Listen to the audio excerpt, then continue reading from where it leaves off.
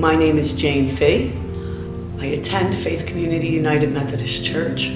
I am the chair of the Finance Committee. I am one of two organists who provides for the musical program here at the church. I have been a member here now for 6 years. This is my retirement home. I was the organist and member of a Presbyterian church in Philadelphia for my entire life prior to moving here. But I have found in Faith Community a welcoming, loving home for worship in Ocean County. Last fall, Faith Community United Methodist Church took place in a talent program. It is based on one of Jesus's most well-known parables, the parable of the talents. Well, we know Jesus used parables as a teaching tool. And I am an ex-third grade teacher, retired and happily living the good life. But I know that I can teach someone something with my words. I can draw them a picture on a board, but they really haven't learned it until they've done it themselves. And when we looked at this parable, we knew it was important because Jesus chose to use it as a teaching tool, and then it was later included in the Gospels. And we knew that we were looking at a congregation that had untapped talents. And we knew just the slightest nudge would probably bring great rewards in people recognizing their God-given gifts. We decided to live out the parable as a congregation. We did something churches usually don't do. Instead of taking an offering, we gave an offering. And everybody in the congregation on Talent Sunday got an envelope with money.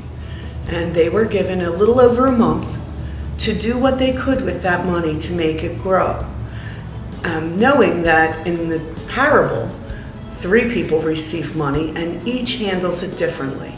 So each member of the congregation could decide which of those people they were most like. From the leaders, from many of them, the fear was that the money would disappear, that the initial seed money would not be returned, that people would not participate and would simply use the money for their own good. That was certainly not the case. That fear was not justified. But when a church has a tight budget and you're giving away a certain amount of that money, there's a fear that you've made a mistake and you're going to lose it. I think in the congregation's part, the fear was that their talent wouldn't measure up to the talent of the person in the pew next to them. They were reticent to share. So those first few people who brought their talents in, those first few people who hung their services on the talent board, they're the impetus that kept the program going. Because people looked and said, oh, they're selling cookies, I can bake cookies. That kind of a thing. Oh, they're offering to rake leaves, I can mow lawns. So we had people baking cakes, people baking pies. We had crocheters crocheting hats.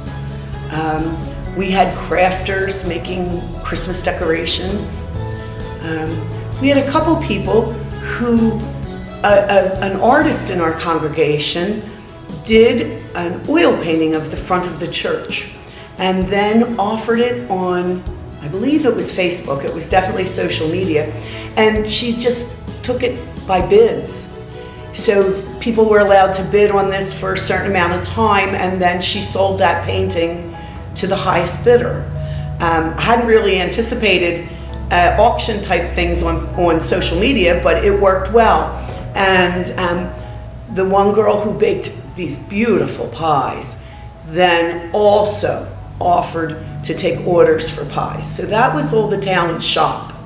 Then you had the service board, the talent board, and people. We have One of our members is a health coach, and so she offered 15 or 30-minute sessions that people could sign up for, and they could bring a menu that they had eaten for a week, and she would go over it with them and tell them how to tweak it to make it a more healthy menu.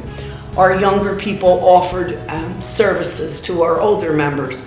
As I've mentioned, raking leaves, minor repairs, those kind of things. We had a person who specialized in insurance who was willing to look at a person's insurance and see if they felt it was enough. And you got to find out talents that members had that we didn't even know about. So there's some of them, and I'm sure your congregation will have totally different talents, because I don't believe any of God's two children are totally alike.